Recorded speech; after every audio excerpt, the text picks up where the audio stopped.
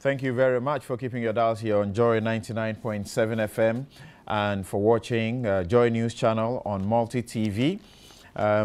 Your text messages are still welcome, 1422, and also you can send us an email, newsfile@myjoyonline.com, and I'll do a few text messages and we'll move on to, it looks like we may only be able to discuss the IEA matter after here. Now, Manche Bruce writes from Takrady. He says, under the Mahama-led administration, corruption is widespread in government agencies and public enterprises. Our political system today promotes nepotism and wastage of money. This has undermined our legal system and confidence in the functioning of the state. Well, you would discover that... okay, I'll keep my comment there. If Fifi Kwete is accusing Dr. Bawumia of incompetence, then let me ask him to tell me one thing he has done as a deputy at the finance ministry. I hope he will wake up from his slumber. All right, thanks for those messages. This one from an NPP executive member in Kumasi, and he writes this, and I want to read it. It says, Samson, I am dumbfounded by Kweku's dispassionate, consistent, and nationalistic submissions. He's vindicated me for using him as my role model in the game of politics. Yao, Anshre, good morning to you and all the people in Kumasi. All right, this show is brought to you by the kind sponsorship of MTN Everywhere You Go and Bank of Africa. Now, amazing things are happening on Ghana's #1 mobile network. MTN is 11 million subscribers and counting, thanks to the over 11 million customers with over 11 million reasons to celebrate. And to mark this great milestone, MTN is rewarding every member of the family with 11 minutes of talk time for MTN to MTN calls absolutely free. Just stay active on MTN and get rewarded. With MTN, your connections are countless and possibilities endless. Explore your world of possibilities. Join the largest family in Ghana today. Our country, our network, our family. IDB, Keke. MTN, everywhere you go.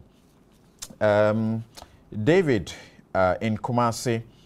David Adom in Kumasi writes, I agree with Mr. Akomfra regarding where we are going as a country. We talk about figures of loans and few people benefit from them and not the rest of the people. What about our roads and streets and we expect investors to come and invest in the country? How many people can buy pickups and ride them on these dangerous roads? It's shameful that for years we have not been able to link two main cities of our country, Accra and Kumasi. Majid writes, what is Fifi Kwete saying? Setting the record straight. What happened to Ghana's foreign reserves in 2008, according to Fifi Kwete, only to appear before the Parliamentary Vetting Committee and make a quick turn around, just like Victor Smith, Leo Kran, and Fifi himself. Yet he talks about credibility. The economy the NPP inherited in 2001 cannot be compared to what the NDC inherited in 2009. From Henry Nukunam in Somenya. Kofi writes from Kumasi, the power plant was put up by the group of mining companies and not the NPP government, as Kweku Kwarteng indicates. And NPP researchers are not doing Ghanaians and their party any good at all because their press release, free SHS, etc., cannot fly. From Philip in Yin. Thanks for those messages that you send us. And the very final topic that we'll look at, Mahama, the president, has now agreed and the party has announced that he will be at the IEA evening encounters and debates. The question that is being asked is this obviously not an obvious U-turn, or is it a case of new king, new law? I will start this one with you, James. Can you allow the comments? Okay, I forgot about that. Sorry. Yeah. So 2 minutes, and I mean it. Yeah, thank you. Thank you. To start with, the reason for which we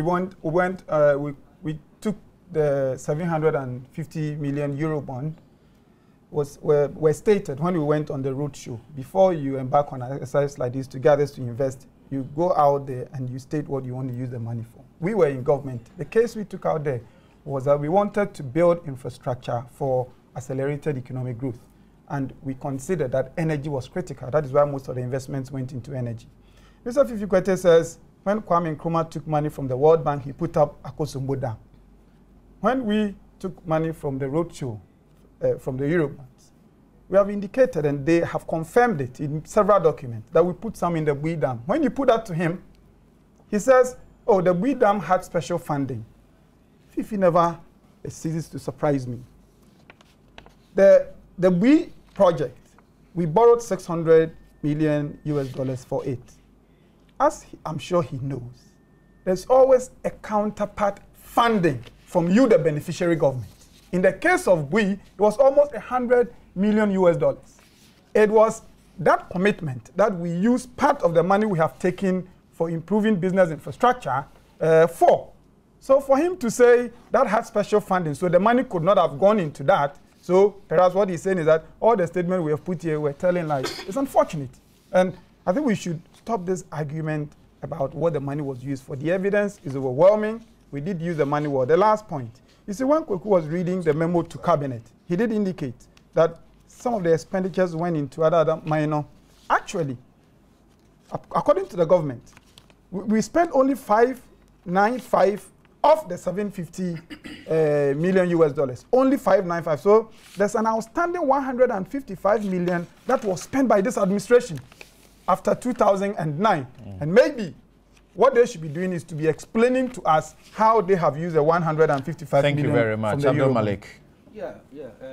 I think that what the NDC, is it Forum for Setting the Record should be doing beyond the propaganda.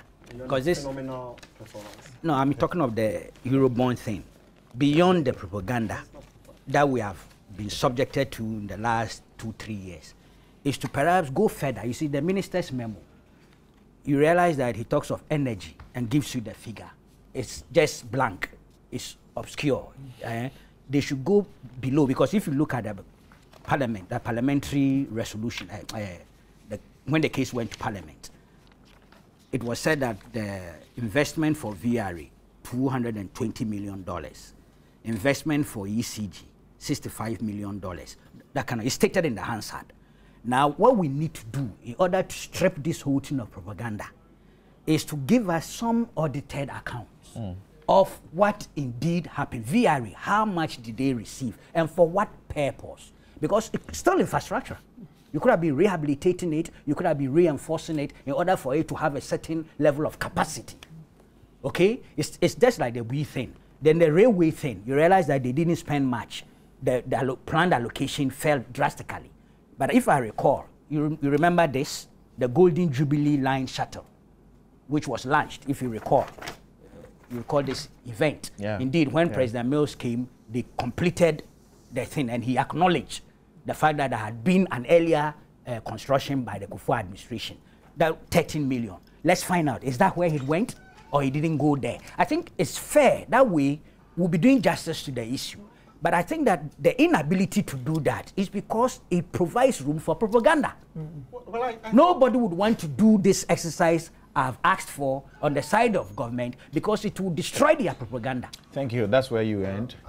I'll give you a minute. It's fair. Do it. Well, I think, I mean, Fifi, and as I said, if you distill Fifi's message clearly, I mean, what he's saying, for example, is how some of these things were done. For example, the rail. We're talking about the acquisition of a locomotive before rail lines when we those do not things even are ordered in advance. Those things are ordered in advance. The prices my brother Kweku, for example, what he did, we refused to tell our listeners and viewers is that quite apart from the 150 million he's talking about, they saddled us with over 3.8 billion. All right. Now can we look at the IEA matter? That's a question I put to the substantive issue. Yeah. Well, for me, I think that any forum, any opportunity that further deepens our democracy is a good thing. And one such forum is a forum that gives candidates, parties, opportunities to reach out, to interact, to push their message and to subject themselves to some critical questioning and scrutiny. So on the basis of that, I mean, I do not object to any such forum. When did you come to that realization? I've always been convinced. I mean, I'm a consummate Democrat through and through. All sitting, but the record also is there. The evidence is stark clear that all sitting presidents have not attended, I mean, any such forum. That's a statement of fact. All opposition parties or their flag bearers have attended this forum. And I think that in its very initial stage, it was organized by the media, not necessarily, I mean, from the 90s thereabouts, not necessarily the IEA forum. You know, but we find ourselves, I think, in particularly President John Mahama finds himself in a very unique, or is it peculiar, situation. You would notice that, I mean, all our presidents, save President Mahama, have gone through popular elections.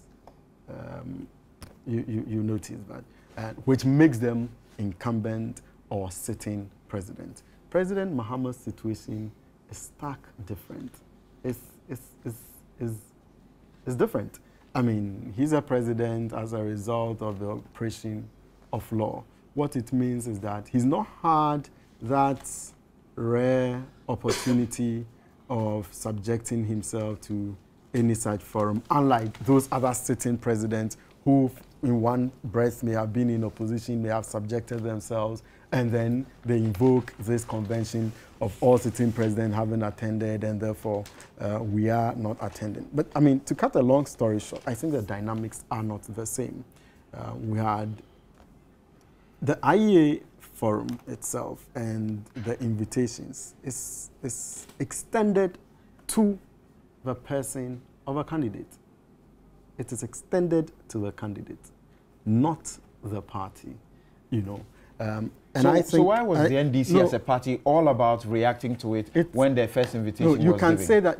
I think that the proper way to put it is that some people within the NDC, including the General Secretary. I am not aware of any official statement which was put out in the name of the NDC. However, I am aware. Richard Kashiga put out one such statement. I don't recall that. He did. However, he did. I am aware. Thanks for the correction, if you say so. I am aware that individuals within the NDC, including my good self, have raised or did raise issues about that, and it was a very simple thing. I think that again, it also this is a demonstration of the beauty of the internal democracy that exists within our political party.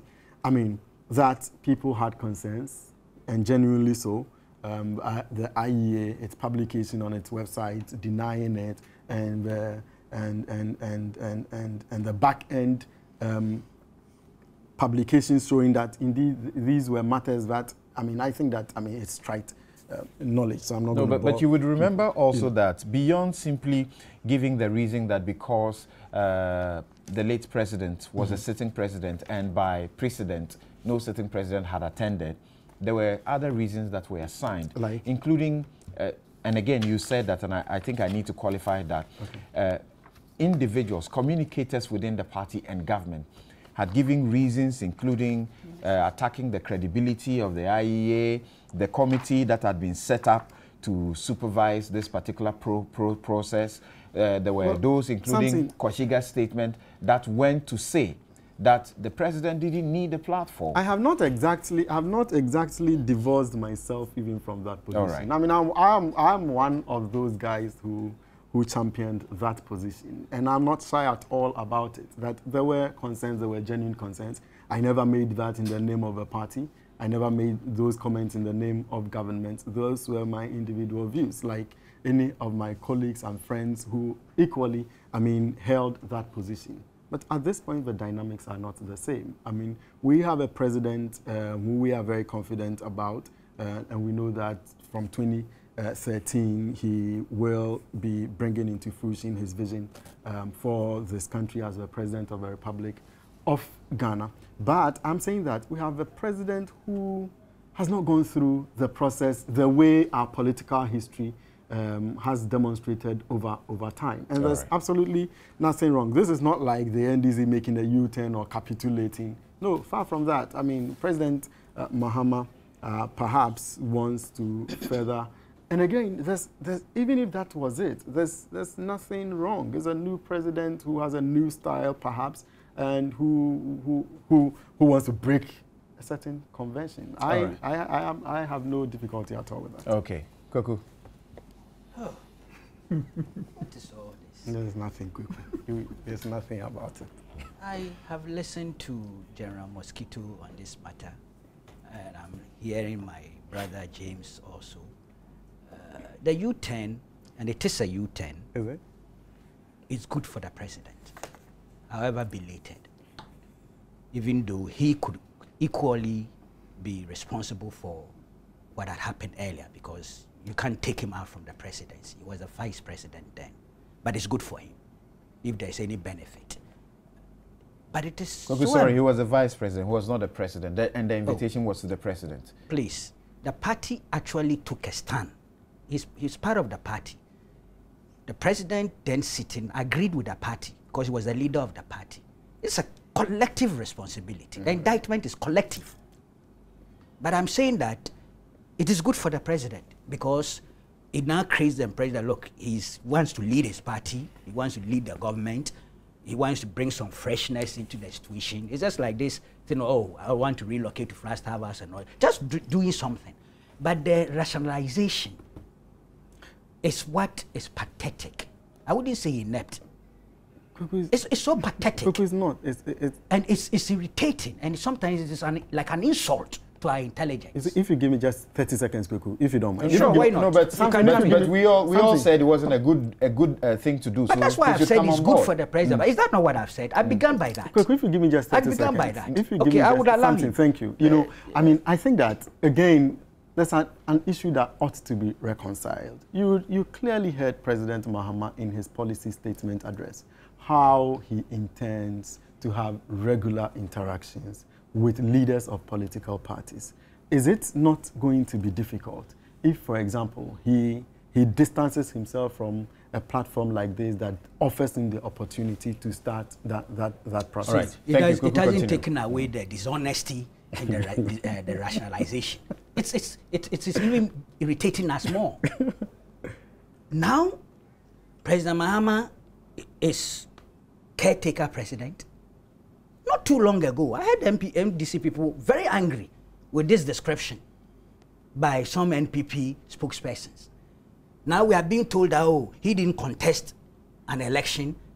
You are finding ways and means of, you know, rationalizing what you did earlier, which was a bad policy. And we all said it here, that we thought President Mills would have used the opportunity to break that jinx.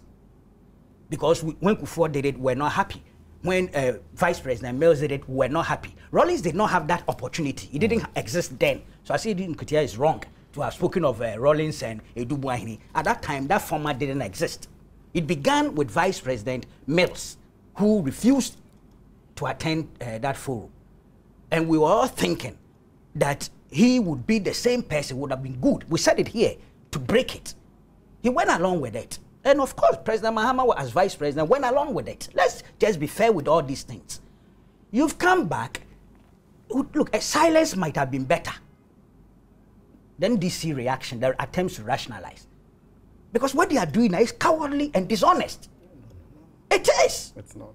The reasons they are giving to us, oh, he is not an elected president, he is caretaker president, oh, he's coming to meet political leaders, so he has to be consistent. So please, it was a bad policy not to agree to go. And the reasons they gave, IEA has no credibility. The committee are full of MPP Trojan horses. It's clear, it was bad policy. And just, you see, you gain more if you admit that, look, we were wrong. So we are back on track. Otherwise, don't talk. The president has accepted to come, let him come. It's good. I say that's good. He benefits, even though he was part of the problem. But he benefits. They say only a fool doesn't change his mind. But please, when you've changed your mind, be honest with the reasons. And don't come and distort and rationalize in such an inept manner. What's the value in it, really? Oh, but we've all said that it is good. I mean, that's not the only platform. It complements the other platforms, and it has a target audience. The people who can subject what you are saying to a more serious intellectual interrogation and find out all those things. So it is good. It's like it complements. It's not a substitute for anything else. Okay? But please, maybe now they will have an advantage. They've watched all the other candidates. They've heard all what the other candidates have said. So they can go and do a post-mortem of what the other candidates did in order to gain some political capital. Very opportunistic, but let's accept it. It's okay. I've heard people in the NPP already suggest, including Nana Kumia, that, look, the NDC is seeing that if it doesn't go, this will work adversely, you know, against it in the election. So it's looking for more platforms to advertise itself for the elections. So it will be of no consequence to the electoral fortunes, I can promise you. I agree. You see, the U-turn is coming from the discovery by the NDC. You insist that it's a U-turn? Oh, of course it is. It's coming from a party that has discovered that the Mama for President project is not flying. And therefore, they must seize whatever opportunity will be available to sell their candidate. So after careful thought, if Mama's presidential project was flying, I tell you, they would have maintained the old position that he's a sitting president, but they sat down and said, look, the way things are going, let's take advantage of this platform and see if we can make a change. You won't make a change. You see, most of the points I would have loved to make have been made by Kwikubako already. Sometimes it is good for us that if we took positions in the past that proved subsequently to be unhelpful, that we will have the sincerity to say we were wrong, forgive us, we have changed position. You don't come giving us all sorts of reasons. And the question stands, those reasons that served as a basis for the refusal to be part of I'm trying to read a statement by Okujeto, the Deputy Minister for Information. Information, exactly. When did he make this statement? Oh, he made it right here on your platform when they briefly shown. He says, you're referring to the first time that they gave reasons why they were not attending. Was it a statement which was signed by him? Or? He said he made it on this platform. It was a statement he made. Oh, you're still listening to Joy 99.7 FM, and you're listening to us on our affiliate stations across the country, and also watching on the Joy News channel on multi-TV. The point I'm making is that when you suggest of people like Dr. Mensah Ota, Dr. Otin Jesse, Professor Adey, those who are planning the debate, that the government is not convinced of their political neutrality. That's what Okujeto said on this program. When you make those statements, it becomes hard for you to return and to say, well, it's a new president, he now wants to change convention, and people are going to ask you, so the damage you caused to the reputation of these honorable men of our society, are you going to apologize? And if it is a sincere realization that we were going the wrong way, we now want to do the right thing, then it must come with also the acknowledgement that in the process of doing the wrong thing, we hurt some people. We think we shouldn't, so we are sorry. Then people, I think that sometimes politicians, we fail to accept these things because we think it makes us look bad. But really, if you did, it makes you look better. That after all, you're human, you realize your mistakes, you want to correct yourself. But when, after you have vilified and says all kinds of things about people, he's a sitting president, the convention is that you don't come there, and the people organizing it are NPP people, and then you realize your project is not going well. You want to salvage yourself. Now you want to come and give us this stuff. Who will believe you? The question about president and he being, the late president being sitting president, so will not attend. You must be aware also that Johnson Esiedun Ketia has served advance notice that John Mahama may not be participating in 2016 That is, if he wins the elections. The president. You see, it all it underscores the insincerity. If we believe, we are sincere. Look, beyond everything, what are we doing? We are all debating national issues so that together we can make the best choices going forward. I mean, what is this business about? I am the sitting president, and I'll come this time because I realize I want to keep up my whatever. That I want to show up my popularity. Things are not going well. In future, in 2016, I would look at the environment and see whether it's in. Are you contributing to national debate and development, or you're making strategic decisions regarding whether or not you should engage with the public whose taxes pay you? Last point. You see, this point about 2016, he may not attend. Immediately, Mama was made president. What we were told was that that decision would not change. He would not move to the Golden Jubilee House. He will also not participate in the IEA debate. So, what? Oh, it was all over the place. Now, so that's the question I'm actually asking. Oh yes, initially. No, I have said on this program that individuals within our party have expressed their views, and there's nothing wrong with that. I just quoted a statement from Mr. Okudzeto, the deputy. Okay, you finish in 30 seconds. The point I'm making is you've referred to a statement by Okudzeto, not quoted him. Well, anybody can go and I don't think anybody would dispute that. Many other people said it. I'm sure my good friend here might have supported it. But I don't speak for the party. I didn't speak for the party. And that's the position I'm trying to let you appreciate, that it is fair, it is perfectly all right for individuals. Let me land on my last point. The President Mama himself admits his difficulties with making decisions in his own book, his own testimony, that sometimes he's not too sure when he's making decisions. We're already seeing that. Again, that is not true, because I have that one quoted from your own press statement, and I'll read it for you if you don't mind. Quickly. No, but it is not true. But I have a question. You can read the statement from his book. When he refers in his book about a bit of some indecision, whatever, does it relate to decisions he has had to take in being a president or vice president? But well, if you have, but I'm not really going to put it as negatively as you make it sound. What I am saying is that when he himself admits that he's had difficulties with indecision at some point in his life, and then you have him making a U-turn this way, and we are now being told that 2016 he may or he may not, it deepens the impression that he's probably not as decisive as a president ought to be. And I think it's not good for his own image. So you land there. Now I come to you, Niama. Yes, Samson. I think this is a lesson. This issue is a lesson in where to draw the line with propaganda. Now, the propaganda that the NDC used on this issue, of course, if the president wants to change his mind, we all welcome it. But it's a lesson that they must learn. To go out because you don't want to do something and you vilify everybody and you attack everything about it. Is the NDC now going to apologize to the IEA? Are they now going to say, we are sorry that we've put your integrity, or we're going to sit on this same platform of that they've said is not a platform that has credibility?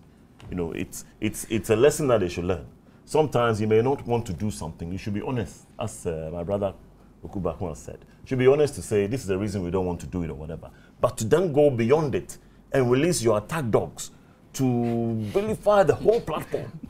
And then Rottweilers and then now look at where you are. Now you're having to almost tail between your legs to go back and say, yes, we want to do it. You know, I was sitting in meetings, part of a team of people representing our flag bearer, Dr. Sakara. And it was difficult for the NDC representative week after week or meetings after meeting to even settle on it. And when they finally settled on it, they used this issue of incumbency, etc. I think the team around John Mahama have decided that he does not have the same stature as an elected president who may have been sitting there for 4 years. And therefore, possibly, going into this election, he needs every platform he can get. And he needs to go back and see what he can do to project his campaign. He may not even be as known as some of the contenders in the field. He may not even though he's been vice president, to be president may be different over a 4-year period than being president. And therefore, he now feels he needs that platform. U-turn or not, perhaps they need it, and I think it's welcome.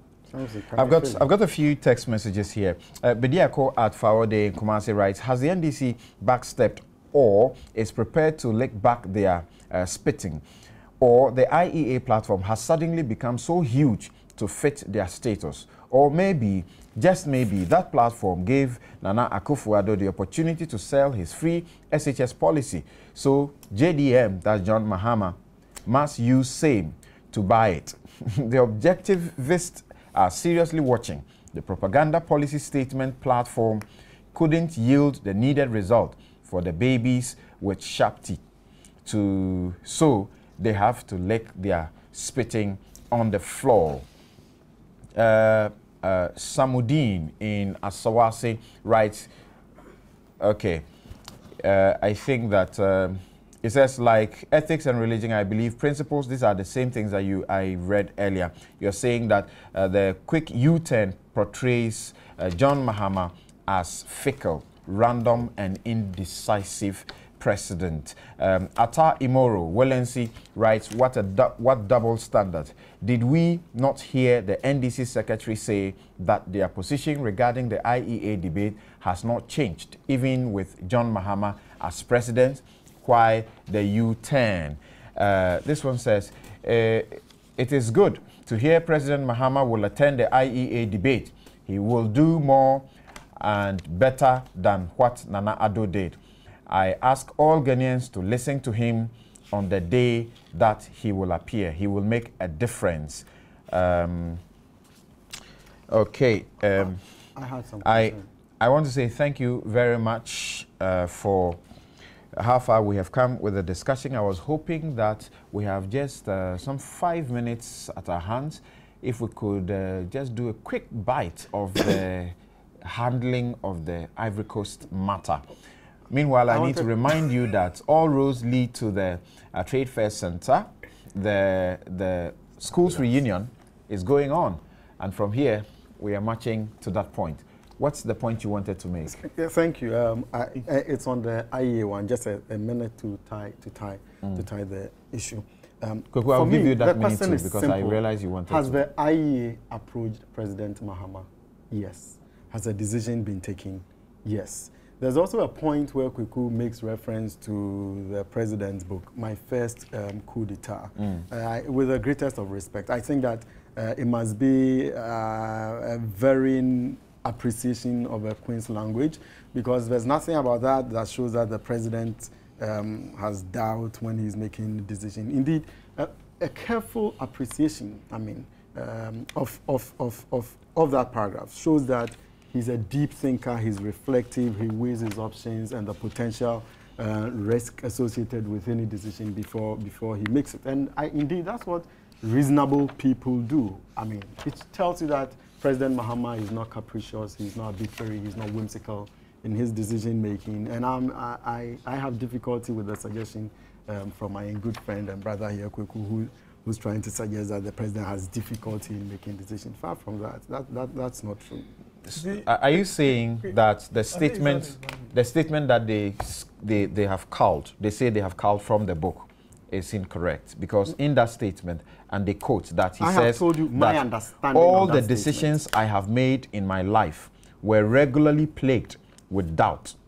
It can be challenging to sustain that feeling of hope or the belief that things will turn out for the best. Again and again, I have felt like that boy Dramani on the bicycle going downhill fast without any brakes and not knowing which way to turn. Yeah, and I have just said that it's a varying appreciation of the Queen's language. What this tells me is that the president is reflective. He's let me respond to you. On this particular, you see, that's what he did, and he got a bloody nose from Nana Akumia. Statements such as it's a varying appreciation of the English. Oh. You know more English than the people in MPP. Don't go there. Just don't go there.